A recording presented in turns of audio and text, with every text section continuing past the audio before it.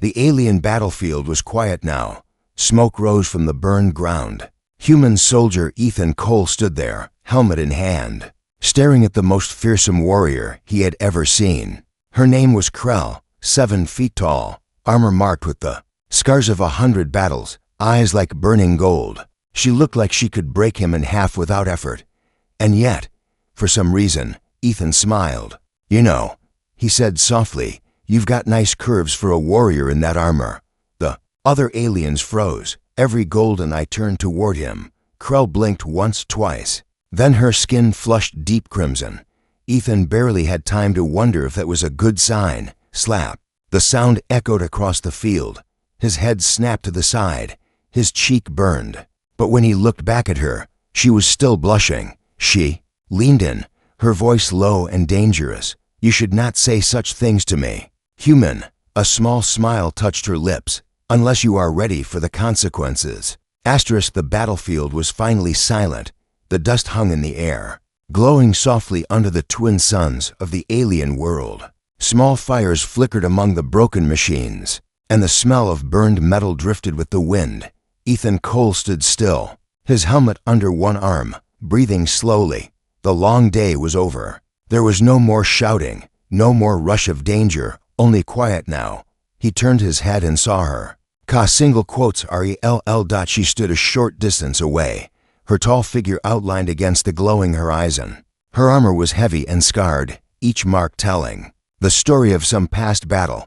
She looked strong, steady, and proud, a warrior of the Zoroth clan, known across the galaxy for their skill and discipline. Her hair, dark as the deepest night, hung behind her shoulders, and her golden eyes scanned the scene like a hawk.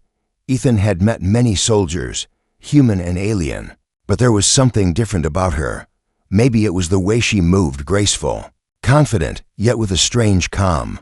Maybe it was the way the fading sunlight seemed to reflect on the curves of her armor. Or maybe it was simply the fact that she carried herself like someone who knew her place in the world and feared nothing. Without thinking too much, he walked toward her. She glanced at him once, then looked away, as if already preparing for her next mission. "You fought well today," Ethan said. His voice was friendly, casual. She gave the smallest nod. There was a pause, the kind of pause where two people stand, close enough to feel the presence of the other, but neither is sure what to say next. And then, in that silence, Ethan's eyes wandered over her form. The thought came into his mind, uninvited but strong. Before he could stop himself, he spoke. "You know," he said with a small smile, "you've got nice curves for a warrior in that armor." The words floated in the air for a moment. Krell's head turned slowly toward him. Her golden eyes locked on his. The other aliens nearby froze where they stood. One dropped the tool they were holding. A quiet, tense stillness spread over the space. Ethan felt the weight of their stares.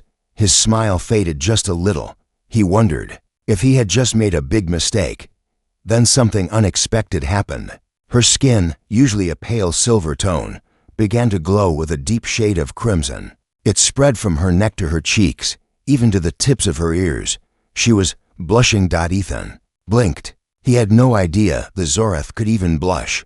The moment stretched on for what felt like a long time. Krell's expression didn't reveal anger, but it didn't show amusement either. It was something else, something he couldn't name. And then, without warning, her hand moved. The sound of the slap echoed sharply in the quiet air. Ethan's head tilted slightly to the side from the impact, his cheek tingling with heat. The nearby warriors shifted uncomfortably, some trying to hide their smiles, others clearly surprised. Ethan straightened slowly, touching the side of his face.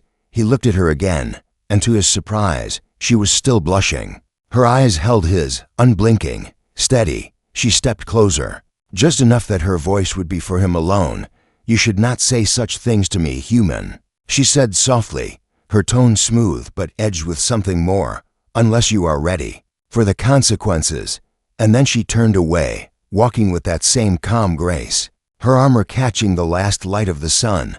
Ethan stood there, heart beating faster than before. He wasn't sure if he should feel embarrassed, confused, or curious. The look in her eyes before she walked away, it hadn't been anger, no. It had been something different, something he couldn't quite understand yet. One of the other humans walked up to him, raising an eyebrow. What was that about? Ethan shook his head slowly, his fingers brushing over his cheek again. I think, he said, almost to himself, I just stepped into something I don't understand. Far ahead, Krell glanced back once, over her shoulder. For a brief second, their eyes met again. Then she faced forward, disappearing behind a tall piece of wreckage. The suns dipped lower, painting the sky in soft shades of purple and gold. The day was ending, but Ethan had the strange feeling that whatever had just started between him and Krell was only the beginning. He let out a slow breath, half smiling to himself. Worth it, he murmured under his breath, and then turned to follow the rest of the group back toward camp. But deep inside, the question wouldn't leave him. Why had she blushed? Why had she looked at him like that? And why did it feel like the real answer was something he'd have to find out, no matter what the consequences might be? Somewhere in the distance, a quiet wind stirred the alien grass. The fires burned low, and in the quiet, the memory of that moment, her eyes, her voice, her blush, played over and over in his mind. Ethan knew one thing for certain. He had just met a warrior, unlike any other, and she had just given him a challenge he didn't yet understand. Ethan woke early the next morning to the sound of low, rhythmic drums in the distance. The alien camp was alive with movement, the golden banners of the Zoroth clan fluttering gently in the wind. The air smelled faintly of herbs and heated stone. He stepped outside his tent, expecting another quiet day of repairs and rest. Instead, two tall guards stood waiting for him. Their faces were unreadable as they gestured for him to follow. Ethan felt a ripple of unease. He hadn't done anything since yesterday's strange moment with Ka. Well, unless you counted making her blush and earning a slap. Could that really have caused this?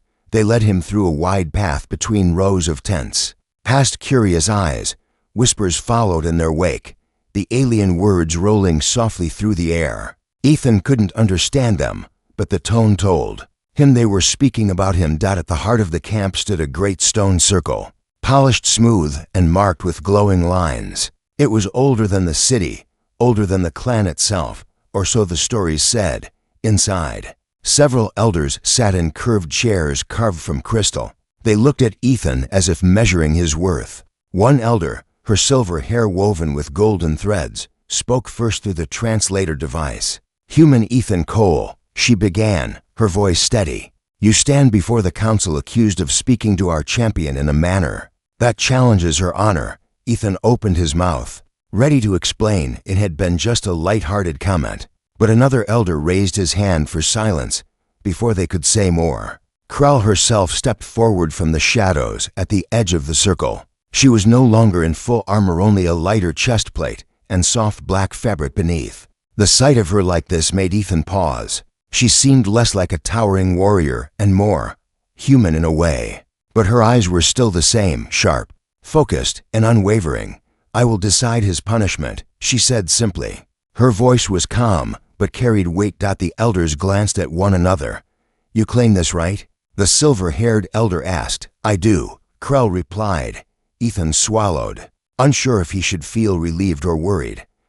If I may, he started. This was really just a misunderstanding. Krell cut him off with a glance that somehow felt like a quiet smile without actually being one. You will face the trial of shadows, she said. Ethan blinked. The what now? It is a tradition, one elder explained. A challenge of skill, patience, and spirit. Few outsiders attempt it. Fewer succeed. Ethan tried to read Krell's expression, but she revealed nothing more. Why? He asked her directly. Krell stepped closer, stopping just inside his personal space. Because words have meaning among my people, she said softly. What you said was not just a compliment, it was a form of invitation. You offered a challenge without knowing it. He stared at her, trying to process that. So, this is basically a cultural misunderstanding. Her lips curved faintly, but her eyes didn't soften. Perhaps it is a chance for you to prove you meant those words. Ethan wasn't sure if she was teasing him or being completely serious. Probably both. The elders approved the decision with a brief nod, and the gathering ended as quickly as it had begun. Krell turned and walked away without another word, leaving Ethan with more questions than answers. That night, the camp was quiet except for the crackle of cooking fires. Ethan sat alone near his tent, watching the strange constellations above. He was still thinking about the trial, wondering what it would involve, when he heard the faint sound of footsteps behind him. Krell appeared from the shadows, moving with silent grace. She stopped beside him, her gaze fixed on the sky. For a moment, neither spoke. Then she said something in her own language, a phrase that rolled smoothly off her tongue. The translator device on his wrist clicked twice and failed to translate. "What did you just say?" Ethan asked. Krell looked at him, her golden eyes catching the firelight. "You will know," she replied softly, "if you pass the trial." And just like that, she turned and melted back into the darkness, leaving him with the echo of her words and a feeling that this was about far more than a misunderstanding. Tomorrow, the trial of shadows would begin, and somehow, Ethan suspected it would change everything. The morning came with a soft, pale light spilling across the alien horizon. Ethan woke to the sound of distant bells, each note carrying far through the cool air. The Zoroth camp was already busy, warriors checking equipment, elders speaking in low voices, young trainees moving supplies. To attendants approached his tent, offering him simple clothes made from light but durable fabric. They were dark gray with faint blue patterns along the sleeves, unlike anything he had worn before. "For the trial," one of them said in accented English, and then they left without another word. Ethan dressed slowly, his thoughts still turning over Krell's strange visit the night before. The words she had spoken in her own language kept replaying in his mind. The translator had failed, but something in her tone had stayed with him, something calm, almost personal. He stepped outside to find Krell waiting near the edge of the camp. She wore her lighter armor again, a slim blade resting at her hip. She didn't greet him, just gave a single nod and began walking toward the hills. Ethan followed, the ground crunching softly under his boots. They reached a ridge overlooking a vast stretch of alien jungle. The canopy below was alive with shifting colors, soft blues, glowing greens, and threads of silver light weaving through the trees. It was beautiful, but there was a strange stillness beneath the beauty, as if the place itself was holding its breath.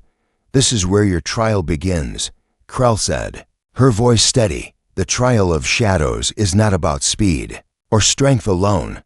It is about moving unseen, listening to the world around you, and understanding its signs." Ethan glanced at her. "And if I fail," she didn't look at him, "then you will return to camp. But you will carry the mark of failure, and my people will know."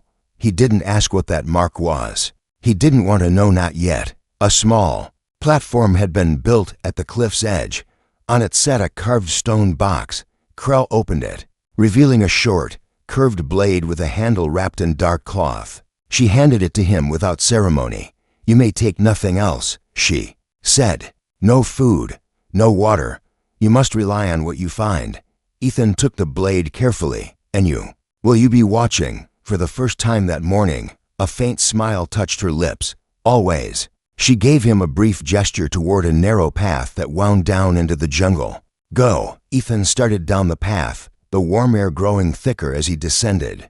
The sounds of the camp faded behind him, replaced by the rustle of leaves and the distant call of unseen creatures. Strange plants lined the trail, some glowing faintly, others moving as if breathing. He moved slowly, remembering her words, listening, watching. At one point, he heard the faint crack of a branch behind him, but when he turned, there was nothing there. The air seemed heavier now, almost aware of him. Hours passed, or maybe it was only minutes. It was hard to tell in the filtered light beneath the canopy. Then, ahead, he heard a faint sound, not animal, not wind. It was soft, almost like crying. Cautiously, he followed the sound through a cluster of tall, silver-leafed plants until he found the source. A small figure crouched at the base of a tree. It was an alien child, no more than half his height, with pale skin and wide, frightened eyes. The child looked at him but didn't speak. Instead, it pointed to the branches above. Ethan glanced up and saw something large shifting in the leaves, a shadowy shape with long limbs. Moving slowly toward the child, Ethan didn't think. He moved forward, placing himself between the child and the tree. The shadow paused, then slipped silently away into the deeper forest, leaving only the faint sway of branches behind. The child stared at him for a long moment before stepping closer and placing a small, smooth stone in his hand. It was warm too. The touch and faint lines of light pulsed through it. Then, without a word, the child turned and vanished into the foliage. Ethan stood there, turning the stone in his fingers. He didn't know what it meant, but something told him it was important.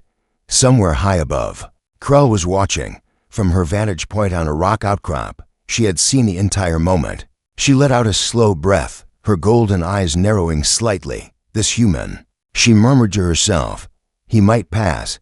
Back below, Ethan continued deeper into the jungle, unaware that every step he took was being measured not just for the trial, but for something far greater he did not yet understand. Ethan woke to the soft light filtering through the alien jungle canopy, his back resting against the roots of a massive tree. The night had been strange, full of whispers and distant sounds, but he had managed to sleep in short, light bursts. The small stone the alien child had given him still rested in his pocket, warm even now, as though it carried its own quiet heartbeat. He stood and stretched, feeling the stiffness in his limbs. Around him, the jungle was alive again, soft humming from insects, the rustle of leaves as small creatures darted between branches, the occasional sparkle of drifting spores that caught the light like tiny stars. He had no idea how far he had come from the camp, but he knew the trial was far from over. The path ahead wound between tall, thin trees whose trunks shimmered faintly, as though coated with glass. As Ethan walked, he noticed patterns forming in the shimmering surface, lines that twisted into shapes almost like faces. Some seemed curious, others watchful. He wondered if it was just his imagination, but a quiet voice in the back of his mind told him that nothing in this place was without meaning. After some time, the jungle opened into a small clearing. At its center was a pool of crystal clear water, fed by a thin stream trickling from a rock face. The air here was cooler, fresher, and filled with the faint scent of something sweet. Ethan knelt by the water and cupped his hands to drink. As he did, he caught a faint reflection behind his own Krell. She stood at the edge of the clearing, her armor faintly catching the light, her expression unreadable. He didn't turn right away. Instead, he took another drink and said, "I thought you were watching from far away." She stepped forward, her movements silent. "I was," she replied, "but the trial is more than a test of skill. It is also a conversation between you and this place." Ethan raised an eyebrow. "And what's it saying to me?" Krell studied him for a moment before answering, "That you do not belong here. Yet it is willing to see if you can." He stood, wiping his hands. "I'm guessing the child I met was part of that conversation." Her eyes narrowed slightly. "Child?" Ethan explained what had happened, showing her the smooth stone. The moment she saw it, her gaze sharpened. She stepped closer and examined it without touching. "This is not given lightly," she said. "It means the jungle has seen something in you worth noting. Few outsiders have ever held one." Ethan slipped the stone back into his pocket. "So, am I doing well?" A small, almost reluctant smile touched her lips. "You are not failing." For a moment, the air between them felt lighter. Then Krell's gaze shifted past him, toward the far edge of the clearing. "Your trial is not done," she said quietly. "There is still one thing you must find before you return. It is called the breath of Laura, a flower, rare. It opens only when the sky changes color at dusk. Bring it back to camp before night falls." Ethan nodded. "Sounds simple enough." Krell tilted her head slightly. If it were simple, it would not be part of the trial. She turned and walked back into the trees, vanishing as silently as she had come. Ethan was left alone again. The sound of the stream, the only reminder she had been there at all. That he set off toward the west, where the light seemed softer. As the hours passed, the jungle grew thicker, the air warmer, the colors around him shifting slowly toward gold and rose as the sun dipped lower. Every so often, He thought he caught glimpses of movement in the corners of his vision, a figure watching, shapes in the shadows, but whenever he turned, there was nothing there. Finally, he reached a narrow glade bathed in amber light. In the center stood a single tall stalk with leaves shaped like curved blades. At its top, the petals of a closed flower trembled gently, as if sensing his presence. Ethan stepped closer, careful not to disturb the ground. He crouched and waited, remembering Krell's words only at dusk. The sky above deepened to shades of purple and gold, and slowly, the petals began to unfurl. The flower opened in complete silence, revealing a glow like soft starlight within. Its scent was sweet, calming, almost like a memory he couldn't quite place. He reached out and carefully cut the stalk near the base, cradling it as if it were the most fragile thing in the world. As he turned to leave, he heard a faint sound. Behind him, soft steps, almost human. Ethan froze, his grip tightening on the flower. Somewhere in the deepening shadows, golden eyes were watching, and then, without a word, they were gone. Ethan stepped carefully through the jungle, the glowing flower in his hand lighting the path ahead with a soft, warm shimmer. The air had cooled, carrying the quiet hum of unseen creatures preparing for the night.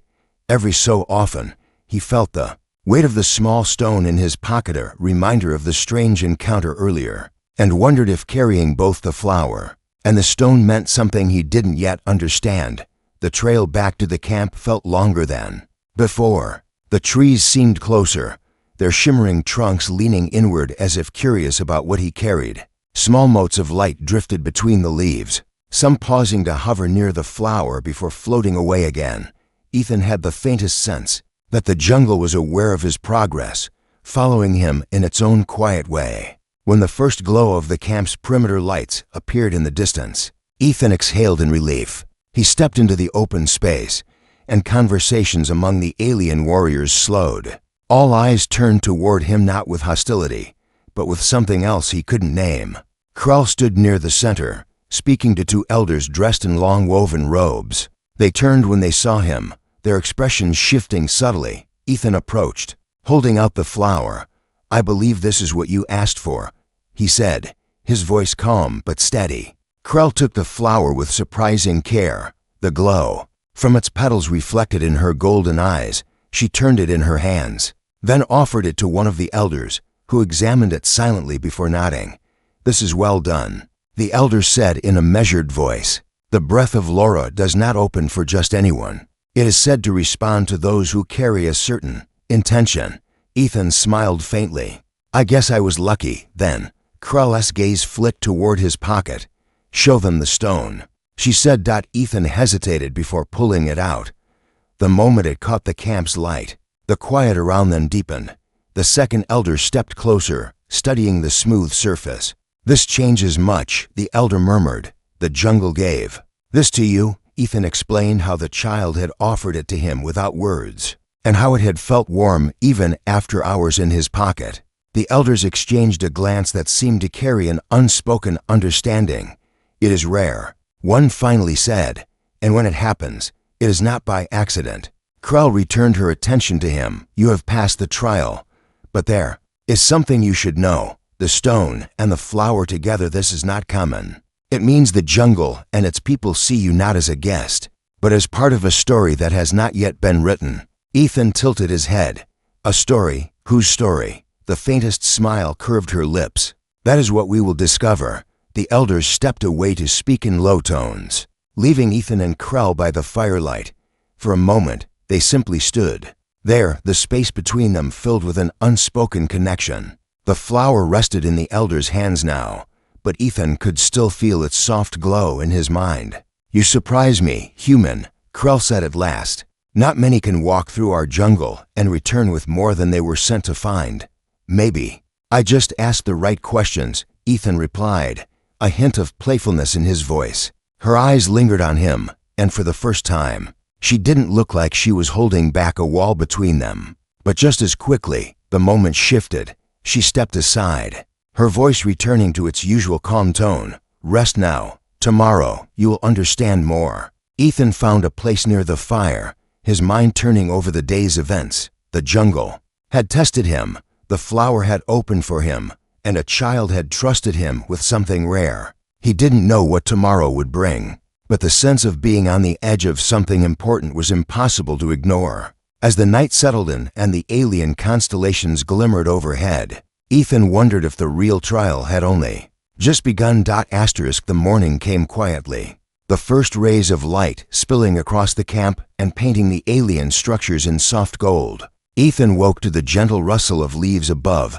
and the distant sound of water flowing. The air felt fresh, almost expectant, as though the day carried a promise he couldn't yet see. Krell was already awake. She stood near the edge of the camp, her tall figure framed against the rising sun.